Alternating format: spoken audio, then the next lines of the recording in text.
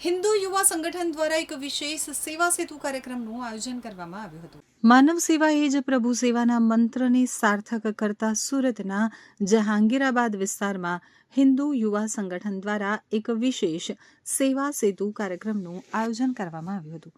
આ કાર્યક્રમમાં જરૂરિયાતમંદ લોકો માટે વિવિધ સરકારી યોજનાઓ અને આરોગ્યલક્ષી સેવાઓનો લાભ પૂરો પાડવામાં આવ્યો હતો।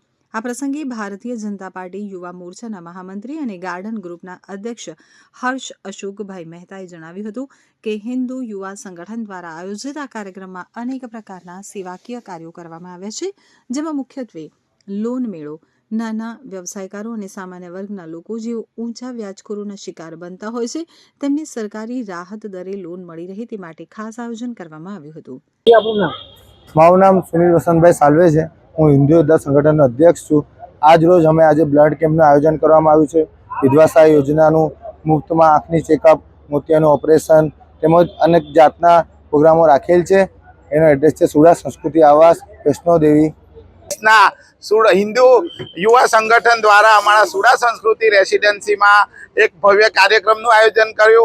एमां आपणे मोतियानुं ऑपरेशन छे, पछी आधार कार्ड, पछी आपणे ब्लड गेम अने एमां घणा बधा कार्यक्रमोनुं आजे आयोजन थयुं।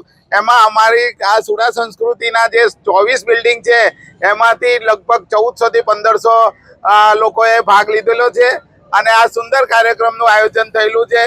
नेक्स्ट टाइम पण अमारी सोसायटीमां आवा काम थाय एवी हूँ शुभेच्छा पाठवुं छुं। તો આ લોન મેળામાં પીપલ્સ બેંક અને સિટેક્સ બેંક દ્વારા લાભાર્થીઓને લોન આપવામાં આવી હતી। રક્તદાન કેમ્પ, વિધવા સહાય યોજના દ્વારા વિધવા બહેનોને મળતી સરકારી સહાય યોજનાઓના ફોર્મ અને માર્ગદર્શન માટે પણ ડેસ્ક રાખવામાં આવી હતી। આ કેમ્પમાં આંખની તપાસ કરી જે દર્દીઓને મોતિયાની તકલીફ હોય તેમને વિનામૂલ્યે ઓપરેશન કરી આપવાની વ્યવસ્થા પણ કરવામાં આવી હતી। સમગ્ર આયોજનમાં કાલી એજ્યુકેશન ટ્રસ્ટનો પણ ખૂબ જ મહત્વનો સહયોગ રહ્યો હતો।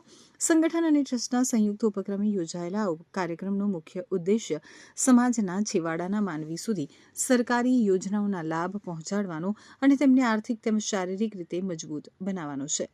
હર્ષ મહેતાએ વધુમાં જણાવ્યું હતું કે આવા સેવાકીય કાર્યો દ્વારા નવયુવાનોમાં જાગૃતિ આવે અને આપણો સમાજ તથા સંગઠન વધુ મજબૂત બને તેવી જ ઉદ્દત ભાવના સાથે આ કાર્યક્રમ સફળ થયો છે। મારું નામ Gaurang Kantibhai Bhagyawala, Mahakali education charitable trust ઉપપ્રમુખ।